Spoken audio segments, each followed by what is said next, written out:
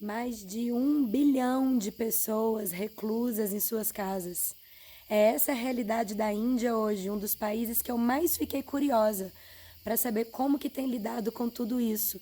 Não só pela quantidade de gente passando por isso, mas principalmente pela forma como a Índia lida com certas situações, com toda a sua religiosidade, a sua crença, os seus cultos e a sua forma tão peculiar de enxergar o mundo. É por isso que eu divido com vocês hoje um discurso que poderia durar aqui, 15 minutos, mas eu tentei pegar as melhores partes desse casal de brasileiros que mora na Índia e tentou passar um pouquinho pra gente a experiência que tem sido por lá. A princípio aqui estava igual estava nos outros lugares, assim, achando que aqui não ia chegar, né, que talvez não precisasse de medidas tão drásticas quanto parar de ir nos lugares e tudo. Agora, a gente teve uma sorte que o primeiro-ministro aqui, assim que ele viu o que estava acontecendo nos outros lugares, ele já mandou todo mundo ficar dentro de casa, não pode sair mesmo, se sair a polícia para. Nem todo mundo tem levado a sério.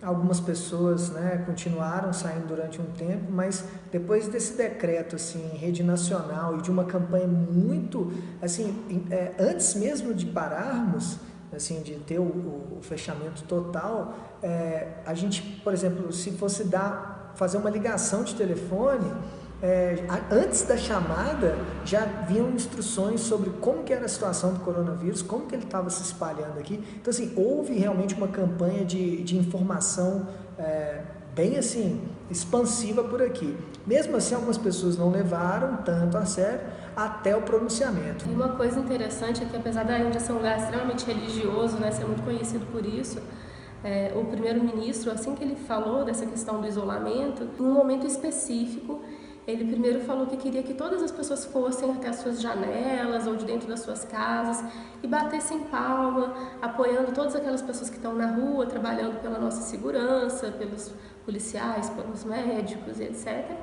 E ele pediu que se tocassem os sinos, que tocassem o búzio, né, que é aquela concha que são sopradas nos templos, e que as pessoas cantassem mantras, batessem palmas, fizessem esse tipo de barulho, porque era um momento específico em que a lua estaria entrando, segundo a tradição da astrologia védica, da astrologia indiana, que ela estaria entrando num momento em que as coisas poderiam ficar piores. E aí, todos esses sons juntos, eles fariam como se fosse um escudo protetor, assim, minimizando os efeitos.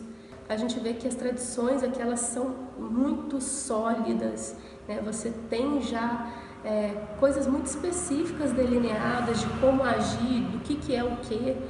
Tem esse respeito com a autoridade, né? Não só a autoridade como um posto, né? Igual ao caso do primeiro-ministro dando uma ordem, todo mundo ter esse senso de comunidade e obedecer porque sabe que isso é para o bem da comunidade, como também a autoridade de um conhecimento que é assim, mais distante do popular, como é o caso da astrologia, né?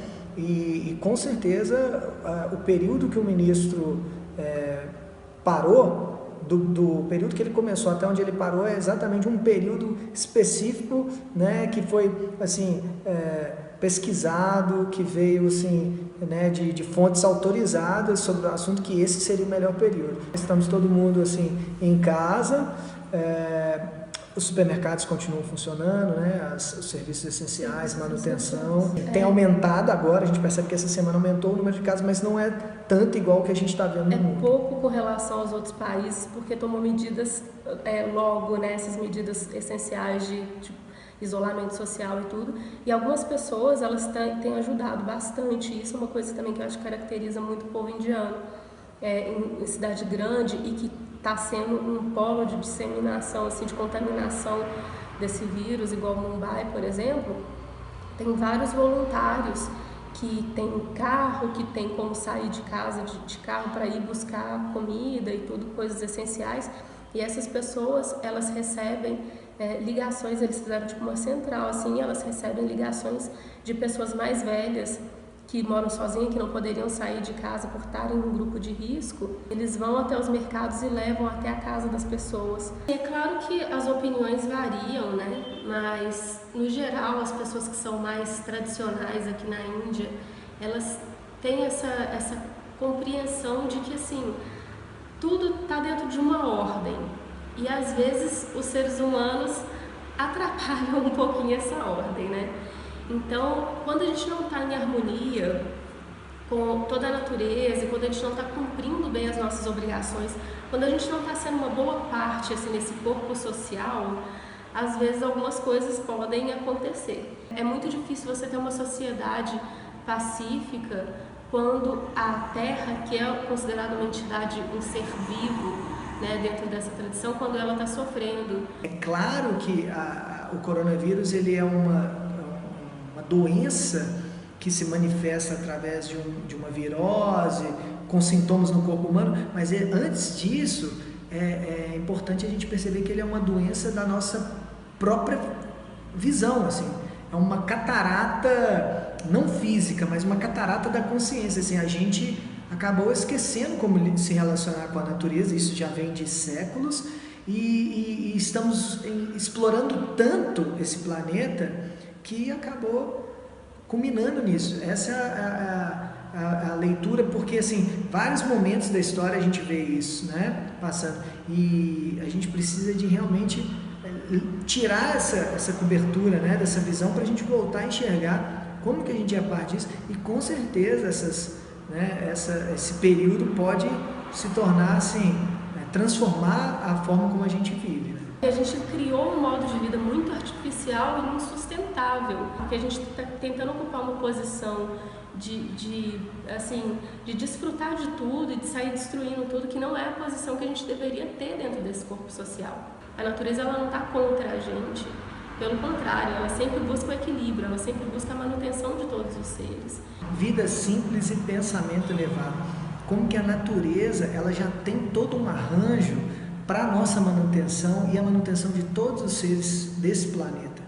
Quando a gente causar o desequilíbrio, é óbvio que essa força do equilíbrio, esse Dharma, vai tentar se estabelecer e muitas vezes vem através de sofrimentos, de doenças, e, né, como a gente está vendo agora, são muitos já o número de mortos. A cada dia a gente vê que está aumentando o número de pessoas infectadas e de mortos, né, com esse vírus, ou seja, né? Aí a Kamalakshi falou do karma, a gente tem essa ideia de karma é negativo, mas não, o karma ele é uma atividade, ele é como se fosse uma lei de causa e efeito. Se você causa, você vai ter um efeito. Então a gente tem que buscar com isso agora, eu acho que a visão assim dessas pessoas que seguem a cultura indiana é essa visão de que agora é uma oportunidade que o planeta está tendo de balançar e de perceber, de mudar a nossa consciência.